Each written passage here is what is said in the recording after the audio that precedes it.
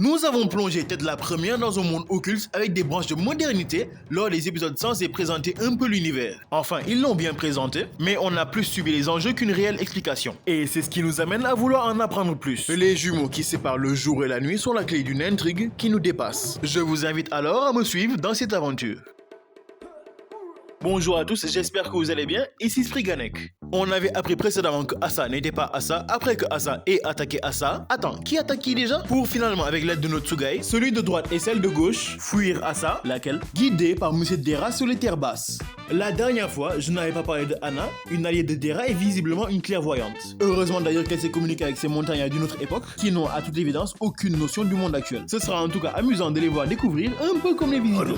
Comme toute partie de cache-cache qui commence par trouver où se planquer, ici il serait déjà bien de passer incognito. La découverte du bas monde commence alors par un lieu de rassemblement et de ravitaillement, l'aire d'autoroute, où ils vont se changer, manger des mets de valeur pour une autre époque, et même faire une demande de mariage. Même si j'ai l'impression qu'il profite un peu de la situation, mais bon. De l'autre côté, Yuru recueille quelques informations auprès de Dextre et Sénestre. Pour commencer, ils ne se nourrissent pas de nourriture humaine. Tant mieux, ça en fera plus pour les autres. Je me demande bien alors qu'est-ce qu'ils consomment. J'espère que ce n'est pas ma vie.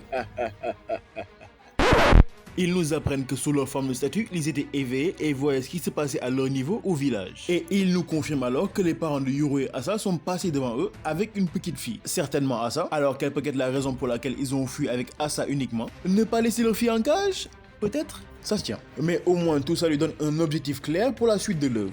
On nous rajoute en plus un petit élément sur les Tsugai, peut-être anecdotique, mais moi j'aime bien ce genre de truc.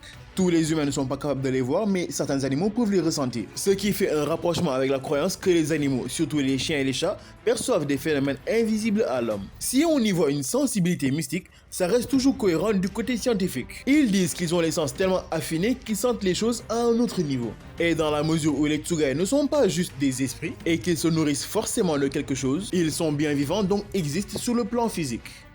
Parlons maintenant du village et ses filiations. Le village de Higashi existe depuis au moins 400 ans. Il reste fermé pour on ne sait quelle raison et avait donc des gens comme Dera qui faisaient la navette entre le bas monde et le village. Cependant, certains sont restés en bas. Il existe alors deux factions, la famille Tadera au service du village et la famille Kagemori, ceux-là même qui ont accueilli Asa. On nous la présente sous l'œil de Jin Kagemori qui semble utiliser les Tsugai pour régler quelques affaires, comme une sorte d'agence ou des Yakuza. On ne sait pas encore pour quelles raisons ils sont en conflit avec le village. En tout cas, pour y retourner, il faut bien connaître le chemin. Et il n'existe pas de solution sur internet. Concernant les jumeaux, nous savons que des guerres ont éclaté entre possesseurs de Tsugai, convoitant les capacités de ceux qui séparent le jour et la nuit. Et cela semble avoir été le cas pendant des siècles et des siècles. Délivrance, capable de tout briser de force, ce que possède Asa, et union, capable de tout figer de force. Dans le geste, peut-être que ça n'a rien à voir, mais ça me fait penser au signe que la vieille Cougar faisait après l'attaque pour fermer la barrière. Je dis ça, je dis rien. En tout cas, il semble qu'il ne s'agit pas d'un pouvoir inné en soi, mais qu'il faille le réclamer. Alors la question que je me pose, c'est qui peut avoir accès à ce pouvoir? Comment est-ce qu'on est censé la réclamer? Et à quoi ressembleraient les conséquences si jamais les possesseurs de chacun de ces pouvoirs venaient à s'affronter?